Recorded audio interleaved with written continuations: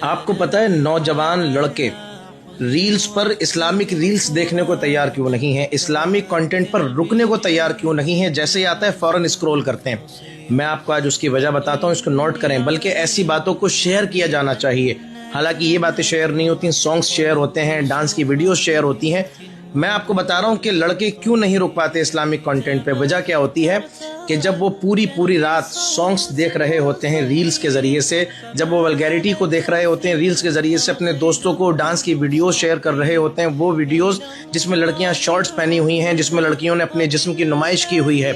جب ایسی چیزیں پوری رات دیکھی جا رہی ہوتی ہیں تو ہوتا یہ ہے کہ آنکھیں بھی بہت زیادہ اس میں لپت ہو چکی ہوتی ہیں، ناپاک ہو چکی ہوتی ہیں، پھر انگلیاں بھی ناپاک ہو چکی ہوتی ہیں، ذہن پہ بھی اس کا اثر آتا ہے، دماغ اور دل پر بھی اس کا اثر آتا ہے۔ تو پھر جیسے ہی اسلامک کنٹینٹ آتا ہے تو اس ٹائم پر ایک تھوڑی سی شرمندگی پیدا ہوتی ہے کہ نہیں جی میں اس پہ نہیں رک سکتا۔ اور دوسری وجہ یہ ہوتی ہے کیونکہ جب دماغ، نظر، نظریہ، دل، انگلیاں، ساری چیزیں لپت ہیں، ناپاک ہو چکی ہیں، تو پھر اچھی چیز پہ وہ چیزیں ٹھہر ہی نہیں سکتی۔ اور پھر الگوریدم بھی اسی طریقے سے کام کرتا ہے کہ جب آپ کوئی ایسی ویسی چیز سوشل سائٹس پر دیکھیں گے تو پھر آپ کو اسی چیز کو ریکمینڈ کیا جائے گا،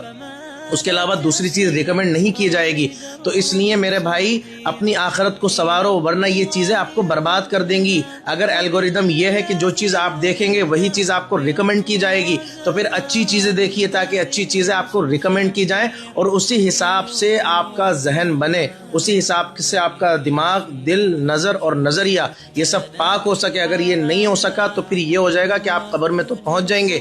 لیکن آپ بعمل نہیں ہو سکیں گے۔